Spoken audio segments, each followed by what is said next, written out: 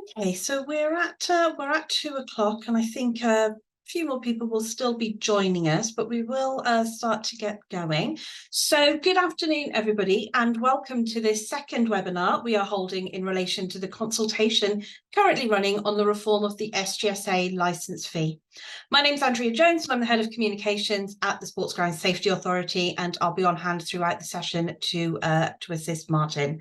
Martin Henderson, Chief Exec of the SGSA, will be leading the webinar and will be able to answer any questions or comments that you may have. Before starting, I will just go through a bit of housekeeping. The webinar will be recorded and will be made available to watch on demand. The link, along with the slides being used today, will be sent out directly to all clubs tomorrow morning. They will also be available on the SGSA website. The purpose of today is to answer your questions and comments on the proposed reform ahead of the closing date for the consultation, which is next Wednesday, the 8th of November. During Martin's presentation, you will be welcome to send in any questions or comments that you have via the question and answer button. This can be found on the bottom toolbar on your screen.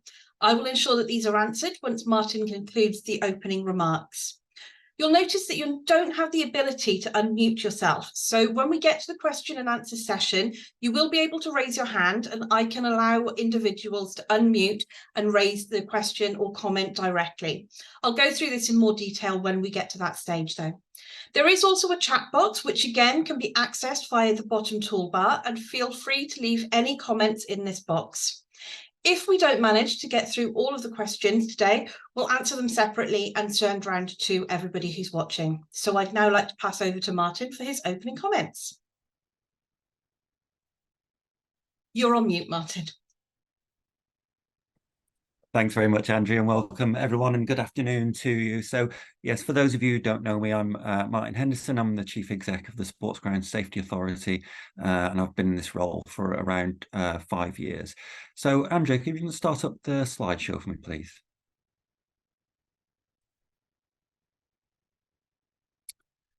And if you just move to the first slide.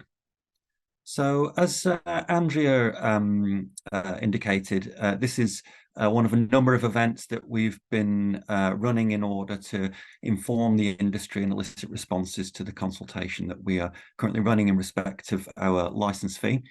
For those of you who might have attended the webinar I did a few weeks ago, this session this afternoon is very much intended not to repeat what we covered there. As Andrea has already covered, when we do these webinars, we record them and publish them on our website. So if anyone wants a much more in-depth presentation on the detail of the consultation, then that webinar session is probably the one for you. What I was planning to do through this session is to summarise the feedback that we've been receiving from the consultation to date and talk you through some of the considerations for us in terms of how we might respond to that feedback. That said, when we get to the questions at the end, anything relating to the consultation is in scope. So absolutely, if you wanted to come along and feedback on the consultation or to raise a question or comment, then this webinar is definitely for you. And as Andrea just indicated, we are getting towards the kind of end of the consultation period now, with the consultation expected to close next Wednesday at 8th of November. Next slide, please, Andrea. So I'll talk to you about sort of 20 minutes or so, and then hopefully there'll be plenty of time for your questions and comments. So the consultation, for those of you who've read the document, is set out in 3 parts, and I'll walk through each of those parts in turn. The first part related to the principles of licence fee reform. So the document sets out the history of the SGSA, the role of our license and our wider regulatory functions and the other things that we do. And then it sets out a series of principles that you can see on this slide now that will inform the approach that we want to take towards making this this key change, in which our licence fee will go from being £100, which is what it's been for 3 decades, to a higher level depending on which option we choose as a result of this consultation, but a level that reflect the full cost of regulation. So we thought it was really important that we approach this in a principled way. And so the first set of questions in the consultation are about these principles. The next slide, please, Andrew. So in terms of the response there, you can see that opinions are somewhat mixed, but generally there was support for our proposition that the license fee shouldn't be set at £100, and that approach, if it ever was correct, and it may well have been in the 90s when football was facing a lot of costs from the introduction of the all-seater policy, it was no longer appropriate in 2023. And there was general agreement too about the principles that we've set out, with a particular, I think, particular emphasis on principle number one about fairness. And as many people have pointed out to us, while football is a wealthy industry, there are huge financial disparities within the game, and it's important that we reflect those in whatever proposals we bring forward. And there's also some concern about the transparency of how the cost of regulation has been calculated for the purposes of this exercise. Next slide, please, Andrea. So just by way of quickly responding to those comments, in reverse order, the cost of regulation of 1.6 million was calculated by an organisation called CIPFA, that's the Chartered Institute of Public Finance and Accountancy. They've produced a report for us, which is available on our website now on the same page where you can access the consultation. It's written in very simple terms.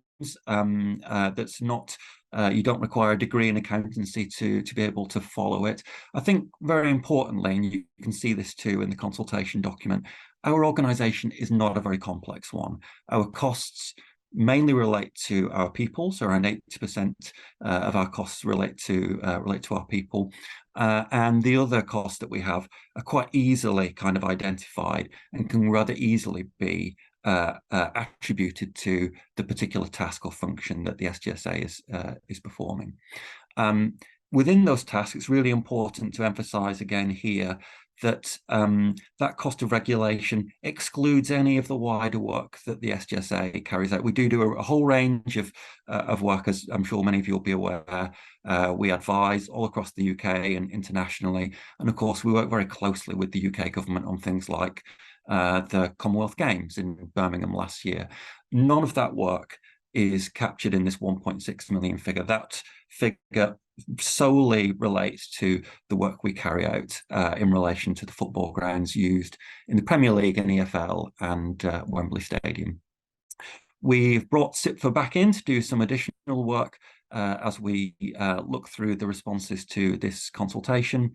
And as I say, we're very much committed to transparency and making sure that the information we provide helps you to actually understand what we're spending our money on, and how that relates to the ground that you manage or work at. Next slide, please. So the second section of the consultation is very much the key part of the consultation, in which we look at, having identified that total cost of regulation as 1.6 million, how that might then be apportioned to the individual grounds that we license, of which there are 93. And in this section, we set out a range of options that we've considered, some of which we then dismiss, some of which we acknowledge as legitimate, but point out some of the issues and problems that there might be with using them. And then we also set out our preferred method, which is to use a ground safe capacity, as will be captured in an official document as the general safe certificate for that ground. And in the consultation, we set out some illustrative costings for this option, along with a couple of other options that we've also worked up that are set out in the annex. Next slide, please, Andrea. So as you can see, this has generated a kind of range of responses. There has been an appreciation of why we have proposed using the safe capacity as our preferred method. But I would say that we've had consistent feedback, both through formal responses to the consultation and through events like this one this afternoon, including ones when I've been out and about in person, there's been a very consistent preference from the industry for a model that is based on attendance, average attendance, rather than the capacity. We've also had some other suggestions about how else we might calculate the what other method we might use to calculate the license fee for a particular ground. But as I say, very much the consistent feedback has been in favor of using attendance as a model. So we've been very much reflecting on that, and I'm going to share some of our reflections with you now. Next slide, please, Andrea. So just as a recap for those of you who might not have looked at the document recently, down the left-hand side of this slide, you can see the different options that we've considered. And then each of those has been assessed in comparison with the principles that we set out earlier in the document. And you can see when you look at the bottom of that slide that using safe capacity very much ticked all of our boxes. But equally, you can see when you look at the line relating to attendance, that it actually did tick a lot of boxes for us, and we really gave it very serious consideration. Ultimately, we thought it was messier, and it will be messier if this was the method that we were to use. So we've had a go at what we might, how we might approach this to reduce some of the messiness. And I would just emphasize that we're really just sharing this with you on this presentation so that you can understand our considerations and deliberations, and again, to help inform any responses that you might want to make to the consultation. So let's say there are three key considerations. Sorry, that one's a perfect, thanks, Andrea. So three key considerations in terms of this sort of messiness. One is the source of the data. So as many people know, there is the official figure for attendance at any match in the Premier League and EFL or at Wembley Stadium, and then there's the actual attendance and numbers that come through the turnstile. We think for these purposes, we would have no choice other than to use the official data as submitted to competition owners and published, just for the sake of transparency. That's certainly true for league grounds. In terms of the scope of data, one concern that we had around using attendance is which games would we measure attendance at? Our regulatory role relates to all designated football matches, but that would include not just league matches, but cup competitions, friendlies, under-21 matches, exhibition matches, etc. We thought that was going to add to the complexity significantly and make it harder for us to gather and validate the data, and also make it less comparable between grounds. So our preferred approach, if we were to use this option, would be to focus on league games only, because we think that would generate the most relevant figure. Finally, the kind of the salience of the data. So one concern that we have about using attendance data is it's always going to be retrospective. So when we'd be inviting applications in any season, the latest attendance data we'd have for a full season would be for the previous year. So by the time the license came into effect, the data would be over a year old. And also attendance data is subject to fluctuation in the way that safe capacity of a ground isn't. So particularly, of course, when clubs get promoted, relegated, or just generally, how fans are responding to the club's on-field performance. And so we thought one way around that might be to use a sort of rolling average of attendance over 3 years. But still, the method by which we sort of calculate the fee is more or less the same. We take the total cost of regulation, we divide it, in this case, by the total average attendance at the grounds we license, and that produces a cost per attendee. So next slide, please, Andrew. So this will hopefully help to illustrate what this might mean if we were to use this method. And we've set this out to be as clear and transparent as possible, that while using average attendance as a metric rather than capacity does tend to favour grounds in the lower leagues over those used in the Premier League and Championship, that's not always the case. And ultimately we have to recover the same amount of money whichever method we use. And so for every pound saved at Club A, there will be an extra pound that must be recovered from another club somewhere else within the system. So it's a bit of a zero-sum game in that respect. So what we thought would be helpful would just be to set out some examples of actual clubs, anonymized for the purposes of this slide, so that one could see the kind of range of outcomes that you get from using this method. So Club A, you can see it's got a safe capacity of 5,000, as is the requirement for league grounds, but actually its average attendance is much lower. If we use the safe capacity as the metric, that would generate a fee level of around £4,500. If we use average attendance, that would fall to beneath £2,000. Equally, the other side, the other end of the spectrum, if you look at a much larger ground there, when we looked at a fee based on the safe capacity, that generated a score of around, or a fee level of around £33,000. Using average attendance, that fee rises to around £50,000. I'll just emphasize again that we'd have to recover the same amount of money, whichever metric we use. So whichever method you use, there will be winners and losers. And that means the most important thing is what is the right principle on which to base this calculation, not necessarily what the right answer is for clubs A, B, C, D, E, and F.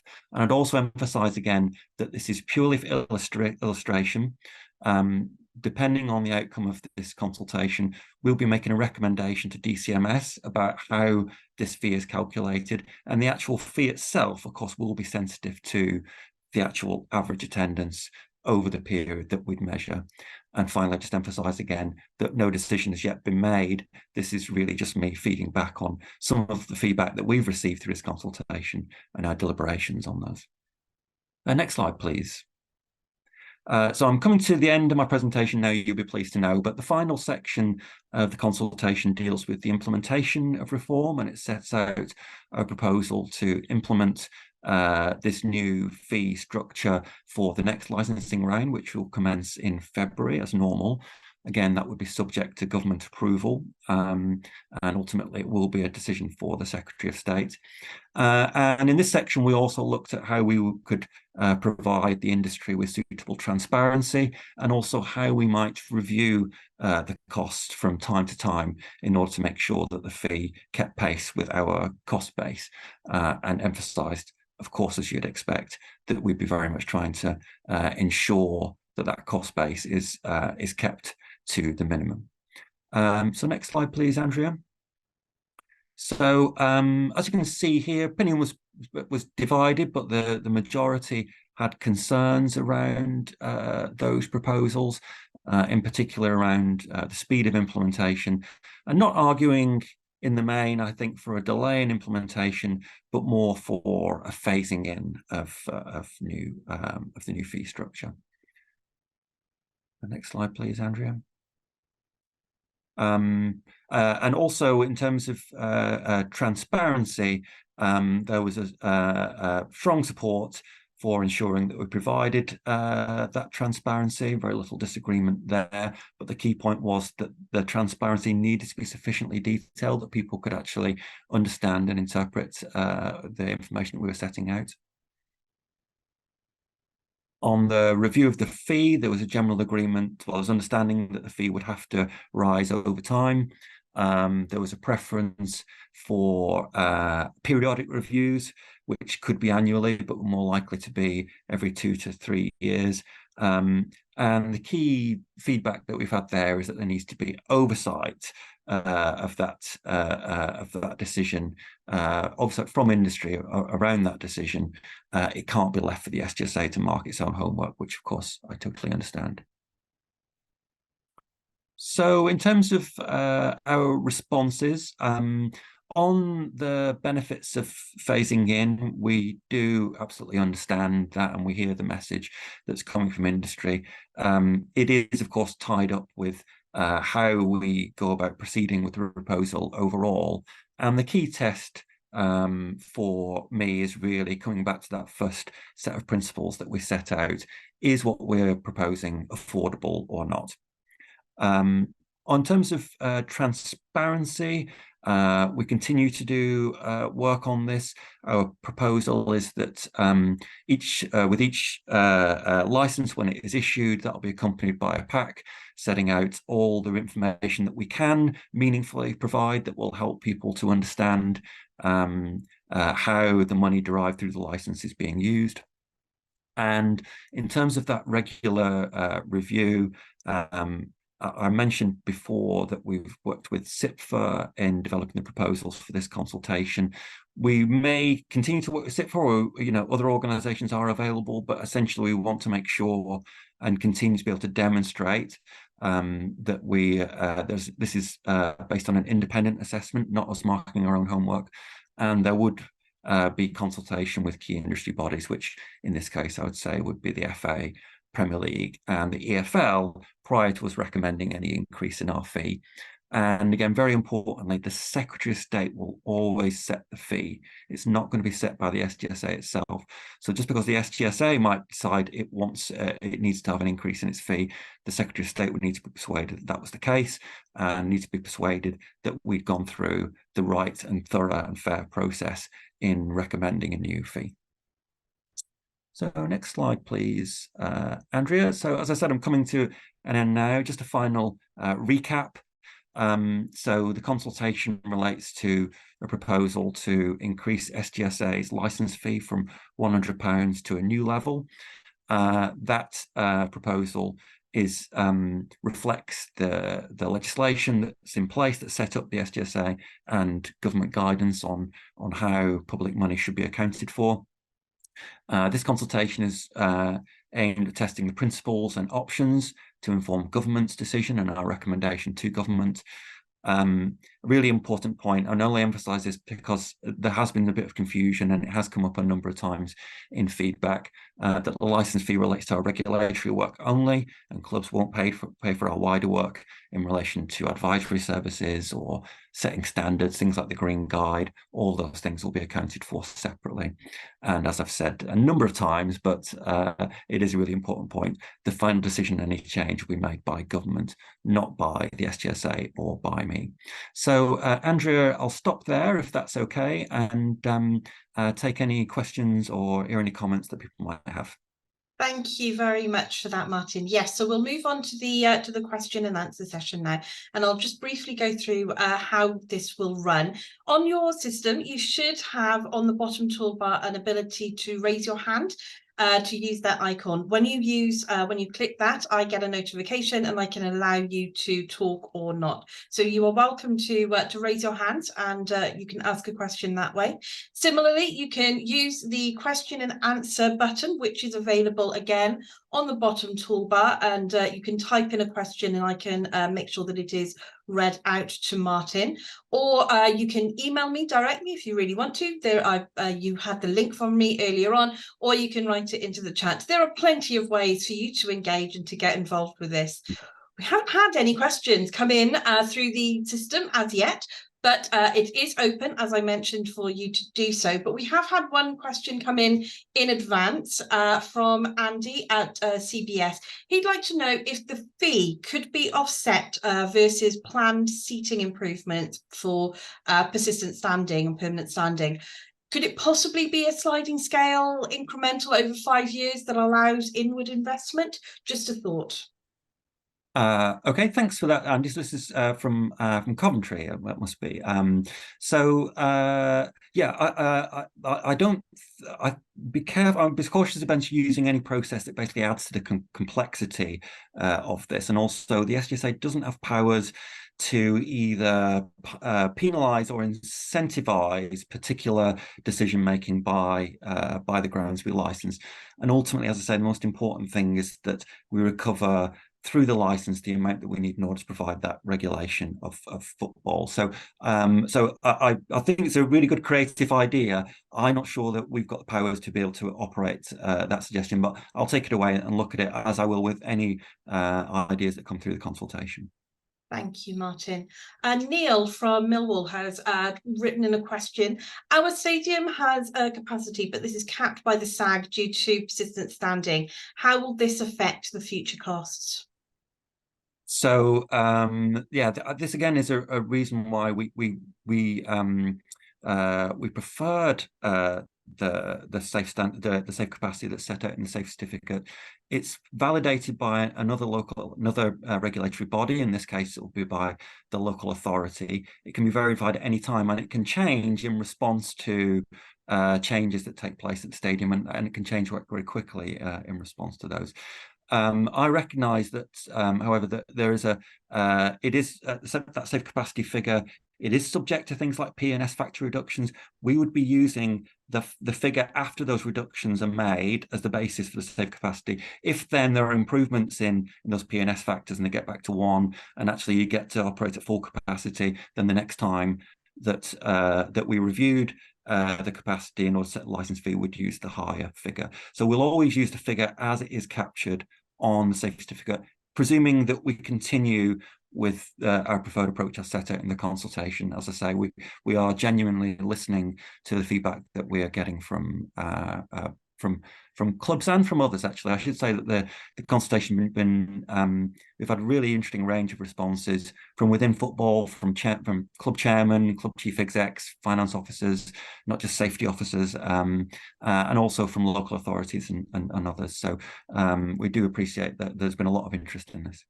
Thank you, Martin. So again, as I've mentioned, if you do want to ask a question, there is the raise your hand icon on the bottom toolbar, or as I mentioned, you can type a question in.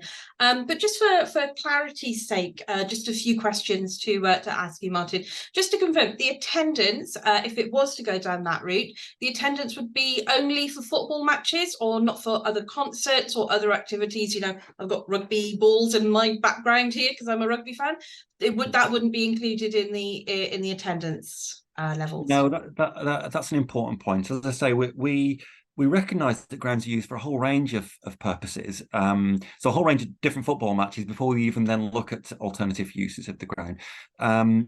Getting back to our early principles, one of those principles is salience. It's got to be relevant to the thing that we regulate. We regulate football. We do not regulate other sports. We do not regulate concerts or any other kind of event, beanbacks or any of those sort of things. So for that reason, we would be focusing on football alone, and all the other events would be considered out of scope. And as I've set out earlier, if we were to use this metric, I would like to keep it as simple and comparable as possible by not introducing the full range of designated football matches that might take place at a ground, but just focusing on those ones, again, which are most relevant to the licensing function. That's about simplicity rather than any other argument. And I do recognise that whichever way you use, there will be winners and losers. But we felt that would be the most comparable set of data to use to inform the calculation of the fee. Thanks, Martin. Dane from Forest Green has typed in a question. If clubs are paying for the SGSA, then who decides what the licence could be used for in the future? Could SGSA or government give SGSA staff a 20% pay rise, and then clubs would have to pay for it, i.e. how much of an actual say or control would clubs have? Look, that's a really good point, and I totally understand what's behind the question.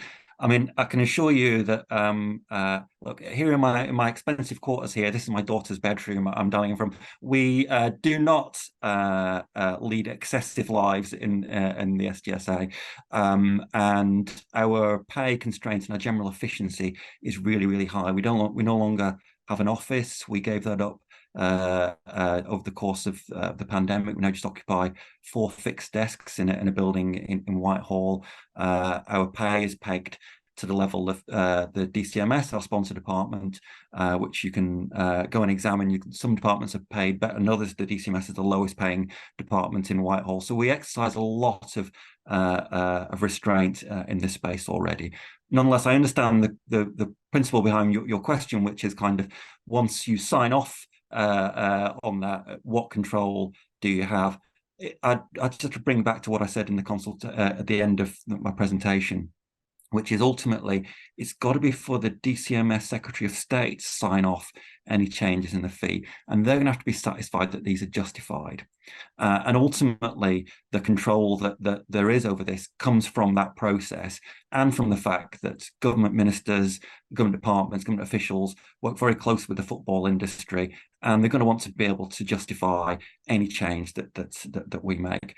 I would emphasize again that all of our money really goes on people. We do not run a complex operation. We're not providing programs that might have questionable value for money associated with them.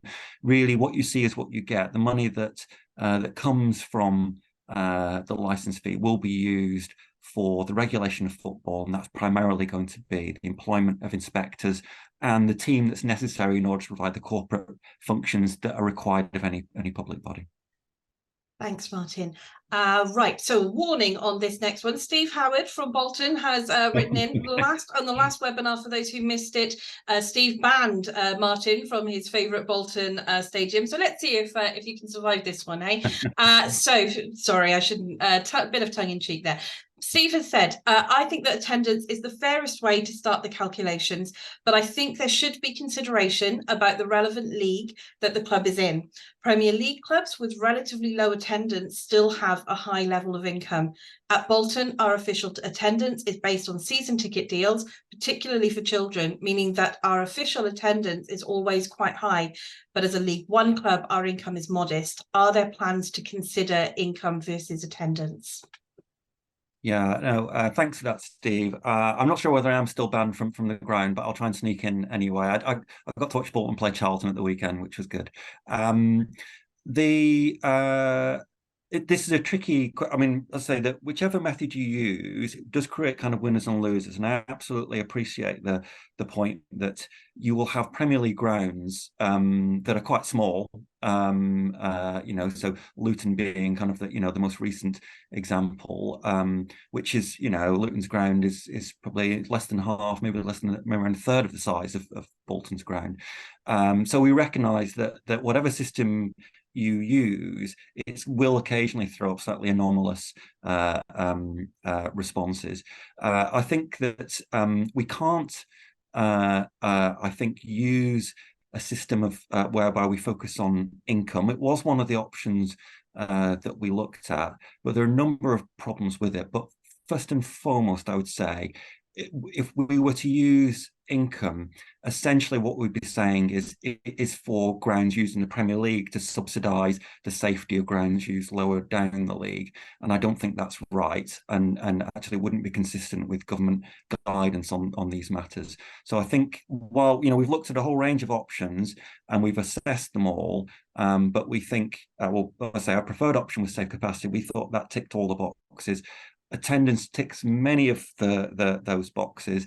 I think the other options all quite flawed from one perspective or another. So I appreciate, Steve, this is kind of, this is not what you want to hear, because we do recognise and understand that Premier League clubs are very much more wealthy than clubs operating in League One and League Two, but we don't believe it'd be right to design a system based on that issue. Thanks, Martin. Todd Holt and Dane has come back as well with two very similar questions. Todd has asked, what is the planned dispute process should clubs disagree with the level or allocations of costs? What comfort will clubs have that costs have been allocated correctly? And similarly, Dane has asked, following his previous question, can clubs appeal or review any decision on fees by the SGSA or DCMS, or is it just this is our decision, tough situation? No, thanks for both of those questions. And I think this shows the benefits of actually doing a consultation, because people will be highlighting issues which we haven't set out in the document. But which obviously are important ones and need to be reflected in any final policy. Our proposal is that we will calculate the fee, and when we write to clubs inviting their application for the next season's license, we would tell them at that stage what the fee is. And in order for us to actually process the application, it needs to be accompanied by a fee. I think that it would be perfectly reasonable for us to allow a period of 4 weeks in which people could challenge the data and make sure that they are comfortable that the data that's been used is accurate. Hopefully, we would always be able to point to transparent, published data that would help to answer that question.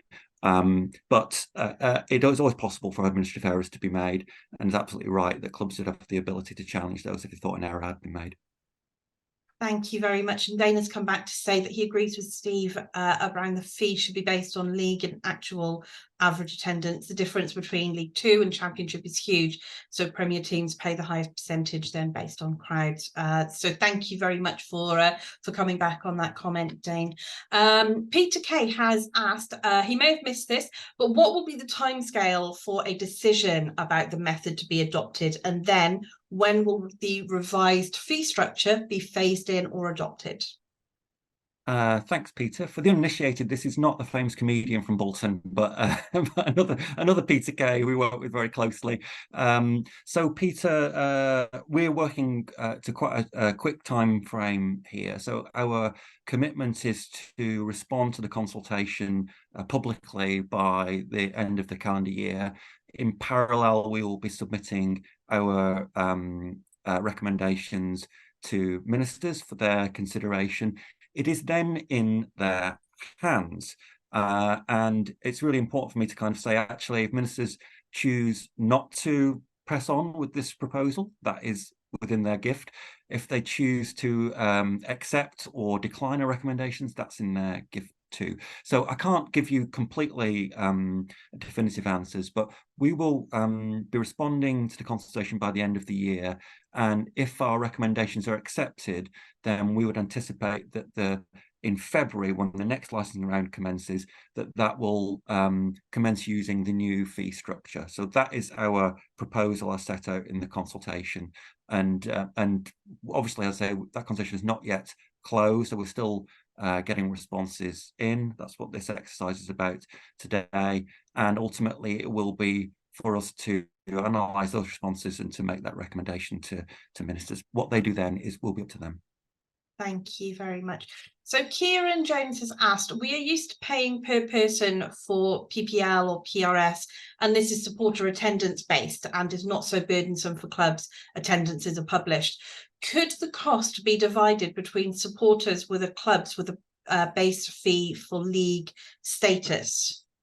So I think you're meaning by that, Kieran, is that you have a kind of core amount per which paid by clubs in depending on the league that they are, and then that's kind of topped up by the number of supporters and based on average attendance.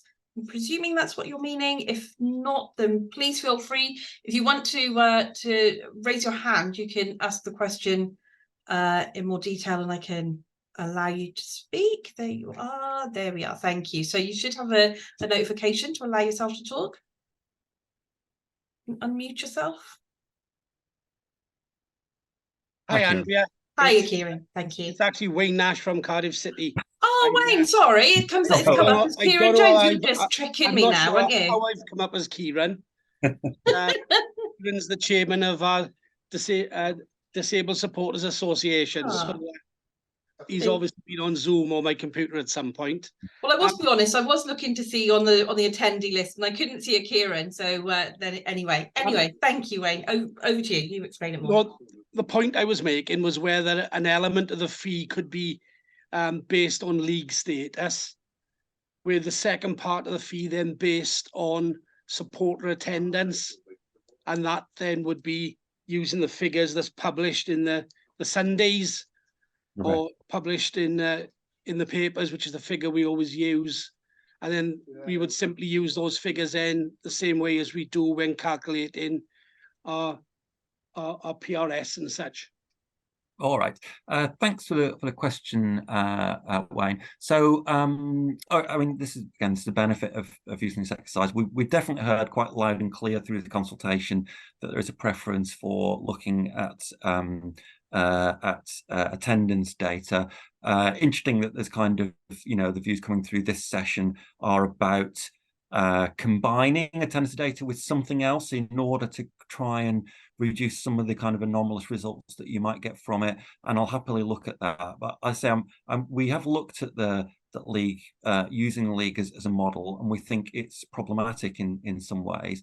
Ultimately, again, as I say, it will be for ministers to decide. We know that they are very sympathetic to clubs operating in the lower leagues, not that Cardiff are, but operating outside the Premier League, shall we say. And then we know they're very concerned about the financial sustainability of clubs operating at that level. So they may well be very sympathetic to the argument if we can find a suitably robust method of combining more than one factor and keeping to the key principle of keeping it simple. And I'll just emphasize that I do think that is really important.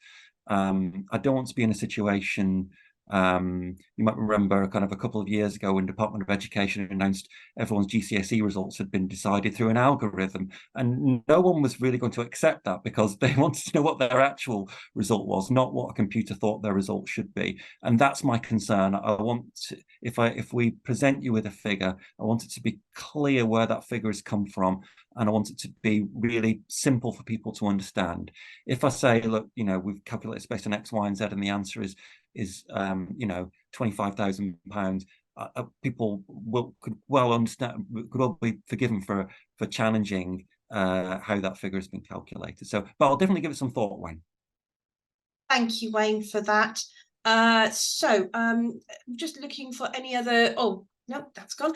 If you do have a question, as I mentioned, please feel free to raise your hand or to type it in as we have done. Just to pick up on that point, though, as well, and just to clarify. So you're suggesting and you're for the attendance using official attendance, not the actual attendance. That's right. And what's the reasoning for using official over actual again? It's really about the transparency and the ability to validate that data. As those of you who are on the call who are safety officers will know, we do gather actual attendance data, and we use that for the purposes of looking at spectator safety, spectator injuries. However, it's really difficult to get the data. And, you know, Wayne, I'm sure your data is always fantastic. I'm sure Steve at Bolton is as well. But not all the data we get through that process is very good. And it's very, very difficult for us to validate it. So for the purposes of again, simplicity, but really transparency, if we can use the figure, you know, if I Google how many people were at Bolton Charlton on Saturday, there'll be one figure that's commonly reported in all of those publications that will look at that. That's the same figure that I want to use. And I recognise the point that Steve made earlier is that figure is somewhat artificially inflated by a number of factors. And again, this is why we thought attendance was perhaps a messier measure to use. But if it is the consensus in the industry that that is the right principle on which to set the fee, then we're just committed to try and find a way of making that work. Thanks, Martin. So I'm going to give people a last chance to ask any further questions, to raise their hands or to type any questions in. I'll just ask one further question of Martin, and if there isn't any more, you can always ask questions at the end via email and let us know and so on. But just picking up some of the comments that we have had from the consultation already. There's been some questions around whether this is a way to get in additional funding because of the conversations that are happening around policing funding and local authority funding as well.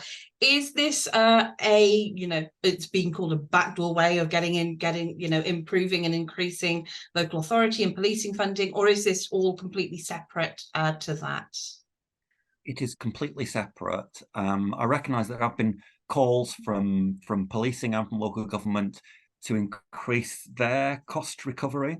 That is very different. Essentially, the SGSA has, in legislation that set up the organisation and set up our regulatory regime in 1989, a very clear view from Parliament that actually that the SGSA, the FLA as it was, should be able to recover its expenses through the issuing of licenses.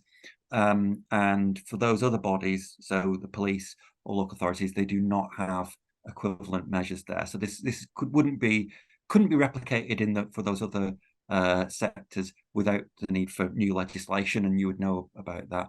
And in terms of the money that is generated through this, that is solely kept within the SGSA in order to meet our costs of regulation. It doesn't go to any other organisation or any other body. It will just be for the SGSA to fund the work we do at football grounds. Thank you, Martin. So nobody else has raised their hands and no other questions have come in. If you do have any other questions, then please feel free to email any of us directly, but I will pass over to Martin for some final comments. Thanks, Martin. Okay, thank you so much, everyone, for joining us this afternoon. We always knew this consultation was going to generate a lot of comments and debate, and so it's been. I think we were also slightly nervous that people might shout at us a lot, and actually, when I've been getting out and about, I must pay tribute to everyone within the industry. Everyone's been continued to be polite to me, even Steve at Bolton Wanderers. So thank you very much for that. I hope we've shown through this exercise this afternoon that is a genuine consultation. We are listening. I know that the consultation is about how to make this change, not whether to make this change, and that is because government had already made that decision that it would be right for us to go out to consult on this measure. But how we go about doing it, we really want to do this with the industry, not to the industry, and we really want to show that we care and we're listening to the views that are being put to us, and that's really mainly what we wanted to do this afternoon, was to kind of say, look, we're hearing this feedback, this is kind of what it's making us think. If that's helping you to decide what your final response to the consultation would be, then terrific. If it's prompting other ideas, equally terrific. We've got another week or so to respond. If you responded once, nothing stopped you from responding again. It's absolutely fine. If you have other thoughts, that's absolutely fine. Consultation will close next Wednesday. And as I say, we are committed to setting out our response to that consultation by the end of the calendar year, which is really not too far away. Not too many sleeps till Christmas now. So we really will be working through that at pace. And I should emphasise that our, as well as the formal route to respond to the consultation, there are informal routes as well. Please just get in touch if you want to discuss any of your comments or feedback, and we'll be very happy to do that. But if I just want to finalise by thanking Andrea for organising the session and running it impeccably, as always. As Andrea said, it has been recorded and will be published on our website tomorrow. Feel free to send it on to anyone else who might have an interest in this. And thanks again for taking the time to join us. Thank you. Bye. Bye.